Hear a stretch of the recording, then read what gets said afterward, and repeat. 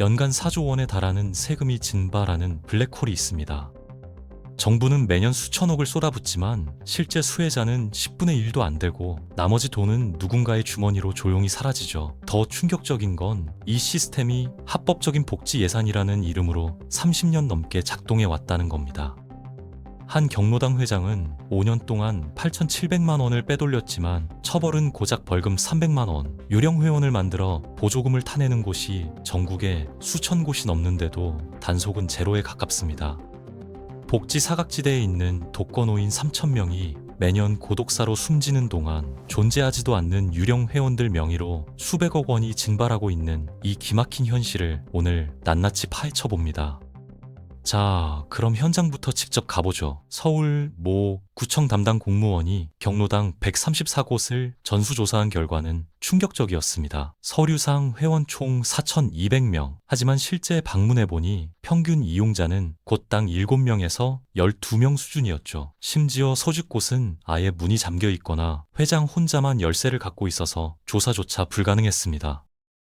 이게 무슨 의미냐고요? 존재하지 않는 3,000명을 위해 매달 수천만 원의 난방비, 식비, 운영비가 지급되고 있었다는 겁니다. 경기도의 한 경로당은 더 가관이었는데 명부에 올라있는 회원 P씨 2명 중 실제 생존자는 18명이었고 그나마 실제 이용자는 단 5명이었습니다. 나머지 서사 7명분의 보조금은 대체 어디로 간 걸까요? 회장과 총무, 그리고 그들의 측근 몇 명이 5년 넘게 나눠 먹고 있었던 겁니다. 이런 유령 회원 사기는 전국적으로 만연해 있지만 지자체는 인력 부족을 핑계로 서류만 확인하고 넘어가기 일쑤죠.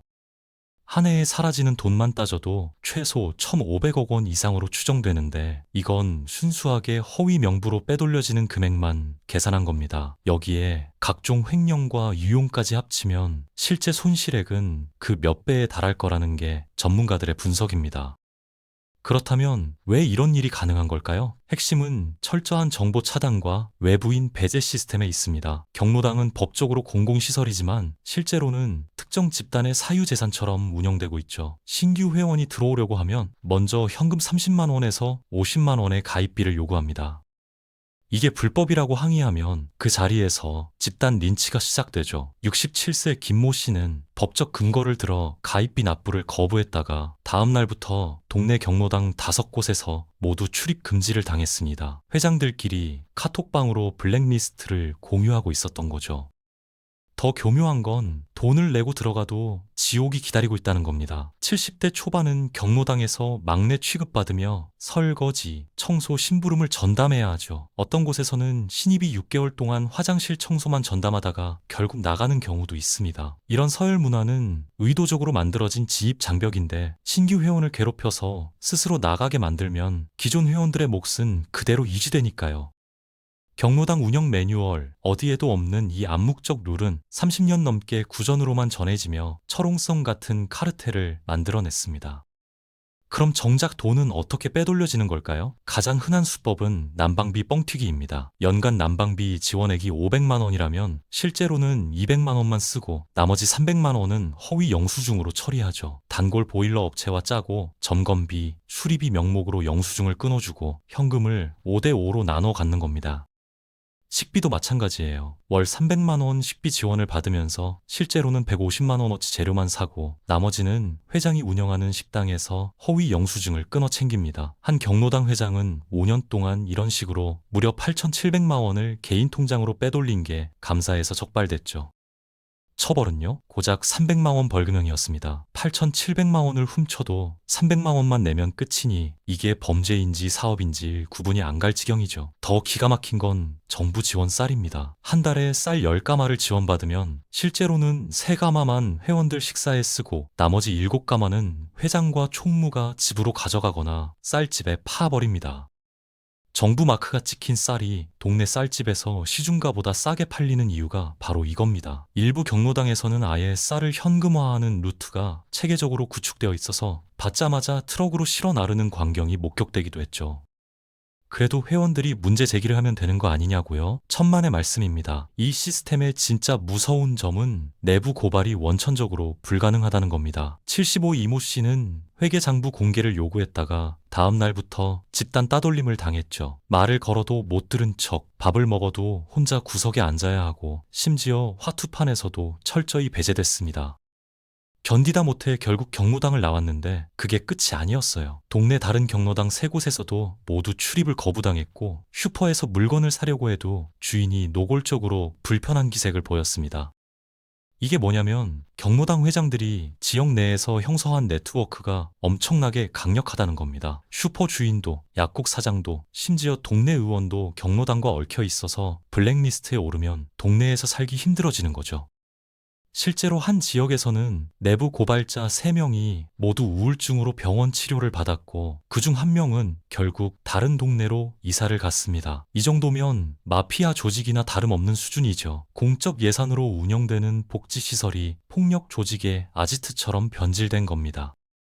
그렇다면 젊은 세대는 이 상황을 어떻게 보고 있을까요? 아파트 단지가 전쟁터가 된 이유가 여기 있습니다. 입주민들이 매달 관리비에서 경로당 운영비를 지원하는데 경로당 회원들이 놀이터를 점거하고 술 마시고 담배 피우는 걸 보면서 분노가 폭발하는 겁니다.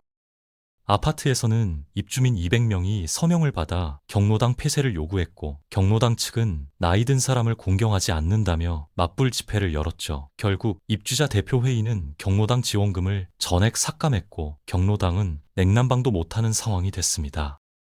이 과정에서 세대 갈등은 극에 달했는데 젊은 부모들은 아이들 안전을 이유로 경로당 앞 벤치까지 철거해달라고 요구했고 노인들은 이를 노인 혐오라고 규정하며 대립했죠. 양측 다 한치도 양보하지 않는 상황에서 결국 관할구청이 중재에 나섰지만 해결책은 나오지 않았습니다. 비슷한 갈등이 전국 300곳 이상의 아파트 단지에서 벌어지고 있고 이 중 47곳은 이미 경로당이 폐쇄되거나 지원이 중단된 상태입니다. 세금으로 만든 복지시설이 오히려 사회 갈등의 진원지가 되는 아이러니한 상황이 전개되고 있는 겁니다. 더 심각한 건 이 모든 게 예견된 붕괴였다는 겁니다. 신규 회원 유입을 막으면서 자연 소멸은 시간 문제였죠. 현재 경로당 평균 연령이 78세인데 10년 후면 88세가 됩니다. 누가 봐도 망할 수밖에 없는 구조인데 당장 내 밥그릇 지키겠다고 신입을 막으니 결국 모두가 망하는 겁니다.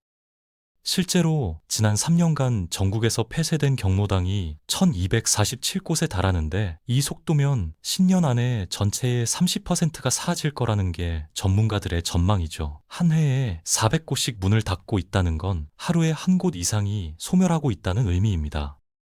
그럼 이 와중에 정치권과 행정은 뭘 하고 있을까요? 놀랍게도 아무것도 안 하고 있습니다. 지자체 담당 공무원 한 명이 평균 80곳에서 120곳의 경로당을 관리하는데 이게 물리적으로 가능하겠어요? 1년에 한 번 서류 점검하는 게 고작이고 현장 실사는 10년에 한 번 있을까 말까 합니다.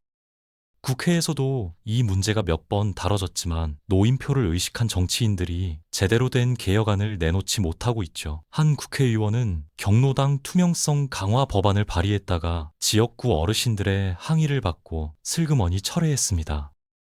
결국 정치적 부담 때문에 누구도 이 문제를 건드리지 않으려고 하고 그 사이 세금은 블랙홀처럼 사라지고 있는 겁니다. 더 화가 나는 건 이 돈이면 정말 도움이 필요한 독거노인들에게 제대로 된 복지를 제공할 수 있다는 겁니다. 현재 독거노인 고독사가 연간 3,000건을 넘어서는데 경로당 예산의 20%만 제대로 집행해도 이들 모두에게 주 1회 방문 서비스를 제공할 수 있습니다. 하지만 예산은 유령 경로당과 카르텔 회장들 주머니로 들어가고 정작 도움이 필요한 노인들은 방 한 칸에서 쓸쓸히 숨을 거두고 있죠. 이쯤 되면 묻지 않을 수 없습니다. 도대체 이 시스템은 누구를 위한 겁니까? 전국 6만 8천 곳 경로당에 투입되는 연간 예산 4조 원 중 실제로 복지 목적으로 쓰이는 돈은 절반도 안 될 겁니다. 나머지는 횡령, 유용, 비효율로 증발하고 있죠. 이건 단순히 노인 복지 문제가 아니라 국가 예산 낭비의 문제입니다.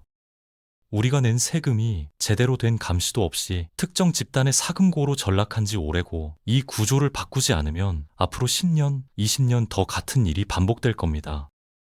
해법은 명확합니다. 회계 투명성을 강제하고 유령 회원을 색출하며 지자체 감독을 강화하는 겁니다. 경로당 보조금을 개인 계좌가 아닌 통합 시스템으로 관리하고 모든 지출 내역을 온라인으로 공개하며 분기별 실사를 의무화해야 합니다.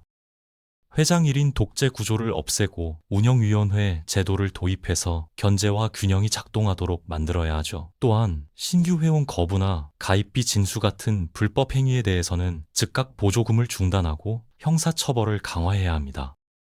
하지만 가장 중요한 건 우리의 관심입니다. 이 문제가 수면 위로 떠오르지 않으면 정치권도 행정도 움직이지 않을 겁니다. 지금 당장은 남의 일처럼 보일 수 있지만 우리 부모님 세대의 문제이고 결국 우리 자신의 미래이기도 합니다.